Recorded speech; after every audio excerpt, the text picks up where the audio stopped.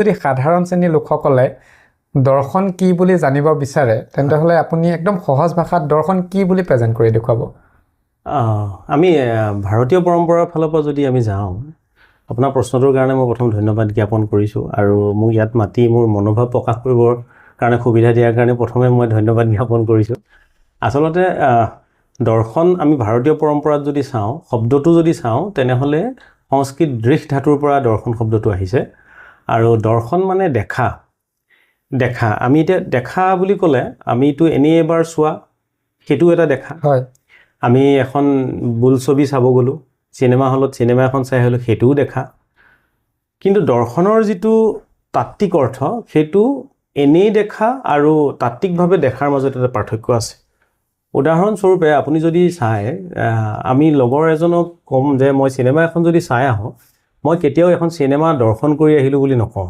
চাই আহিলোঁ বুলি ক'ম কিন্তু অনুষ্ঠান এটাৰ পৰা যদি মই আহিলোঁ মন্দিৰ বা এনেকুৱা তেনেহ'লে কিন্তু মই মন্দিৰ দৰ্শন কৰি আহিলোঁ বুলি ক'ম গতিকে চাই অহা আৰু দৰ্শন কৰি অহাৰ ডিফাৰেঞ্চ মানে পাৰ্থক্যটো আমি এইখিনিতে বুজিব পাৰোঁ দৰ্শন শব্দটোৱে কিবা এটা বস্তু খুব গভীৰভাৱে তাৰ বাহ্যিক আৰু আভ্যন্তৰীণ দুইটা দিশ সুচাৰুৰূপে আৰু সূক্ষ্মভাৱে চোৱাটো বুজায় এইটো ভাৰতীয় পৰম্পৰাত ধৰি লওক মই আপোনাক জানো আপোনাৰ যদি মই দাৰ্শনিক দৃষ্টিভংগী আপোনাক জানিব লাগে তেনেহ'লে আপোনাৰ বাহ্যিক প্ৰকাশ আৰু আপোনাৰ অন্তৰালত থকা মানুহজনো মই জানিব লাগিব সেইকাৰণে ভাৰতীয় দৰ্শন আৰু আমি যদি পাশ্চাত্য দৰ্শন দুইটাৰ কথালৈ চাই আমি দৰ্শনে কি বুজাই চাবলৈ বিচাৰোঁ তেনেহ'লে দৰ্শন হ'ল দেখি থকা জগত আৰু নেদেখা জগতৰ এক তাত্ত্বিক অধ্যয়ন আমি যদি সাধাৰণভাৱে ক'ব খোজোঁ দেখি থকা জগত আৰু নেদেখা জগত এতিয়া নেদেখা জগত বুলি ক'লে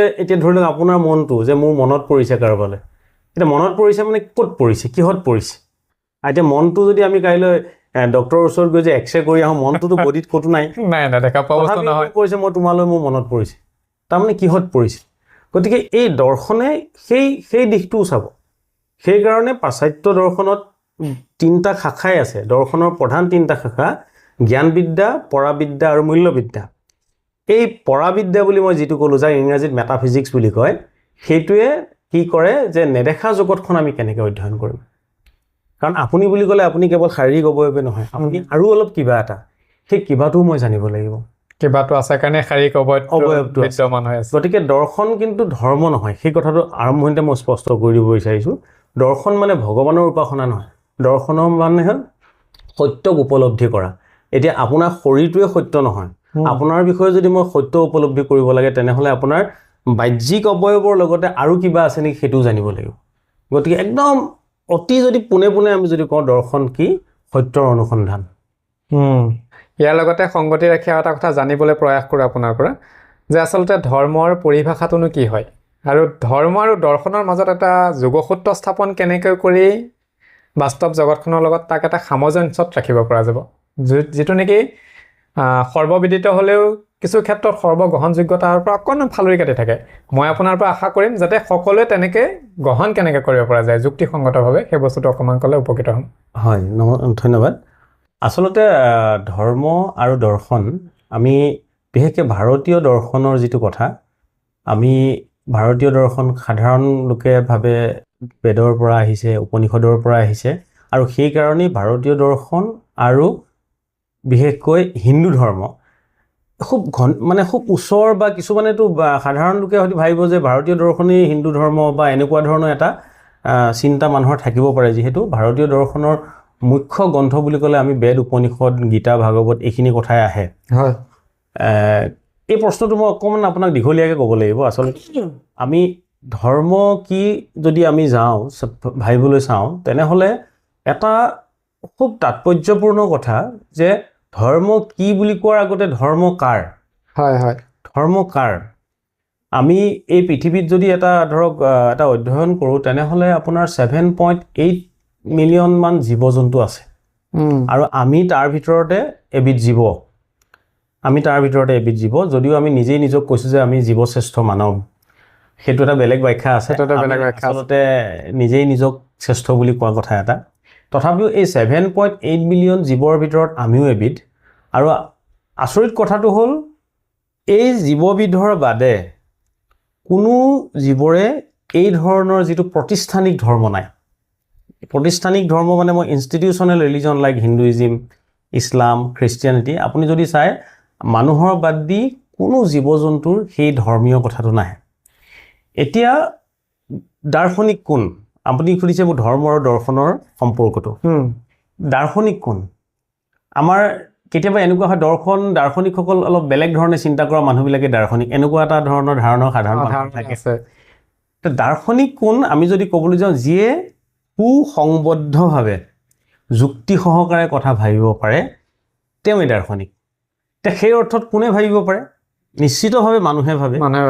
মানুহ বুদ্ধিবৃত্তি সম্পন্ন জীৱ, আৰু মানুহে সাধাৰণতে যুক্তিসংগতভাৱে আৰু পুংখানুপুংখ সুসংবদ্ধভাৱে ভাবিব জানে। সেইকাৰণেই সকলো মানুহেই আচলতে দাৰ্শনিক। সকলো মানুহেই দাৰ্শনিক। আৰু সেই দাৰ্শনিক হোৱাৰ সুবাদতে আমি জ্ঞানৰ প্ৰতি অনুৰাগী। আপুনি যদি দৰ্শন শব্দটো ইংৰাজী প্ৰতিশব্দটোলৈ যায়, ফিলচফি শব্দটো দুটা মানে ইয়াৰ অংশৰ পৰা আহিছে। ফিলোচ লেটিন ৱৰ্ড বুলি কোৱা যায়, আৰু ছফিয়া।